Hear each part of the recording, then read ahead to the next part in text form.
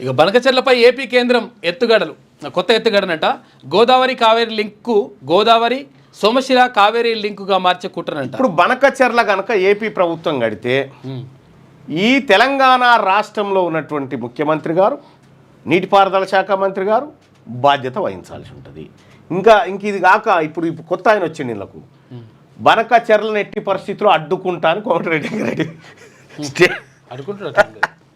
జరాగు అడ్డుకుంటాడు. బనకచెర్లను అడ్డుకుంటా అని ఏదో ఇచ్చిండే, excuse me, రానియా కట్టనియా statement చూసిన నేను. కుర్చీలా కూర్చుండు ఇట్లా నడిమిట్లా, బనకచెర్లను అడ్డుకుంటా అని చెప్పిండు అన్నట్టు. ఇక మనకి ఏ బాధ లేదు. కోమటిరెడ్డి వెంకటరెడ్డి బనకచెర్లను అడ్డుకొని తీరుతాం అని చెప్పి కోమటిరెడ్డి వెంకటరెడ్డి గారు చెప్పింది. వెంకటరెడ్డి గారు మీరు తీసుకుంటారా మొత్తం ఓల్ బాధ్యత, లేకపోతే ఉత్తమ్ కుమార్ రెడ్డి గారికి ఇస్తారా, కానీ మీ ఇద్దరు ఇట్లా ఎవరన్నా ఒకరు చూసుకోరు. ఇక ఆఖరికి అడ్డుకొని తీరుతాడు ఎట్లా వెంకటరెడ్డి గారు, ఎందుకంటే ఆయన అవసరమైతే ఆత్మ బలిదానాన్ని కూడా సిద్ధమంటాడు. పెట్రోల్ డబ్బా పోసుకొని పట్టుకొని అయినా సరే ఉరికే శక్తి ఉన్నటువంటి మనిషి కోమటిరెడ్డి వెంకటరెడ్డి అంటే చిన్న మనిషి కాదు.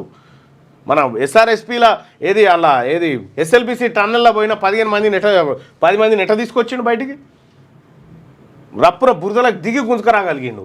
ఇంకా దొరకలే, ఇంకా దొరకుడెక్కడిది, కథమైపోయింది ఆ ముచ్చట్నే. కానీ బనకచెర్లను అడ్డుకొని తీరుతామని కోమటిరెడ్డి వెంకటరెడ్డి అంటా ఉండు.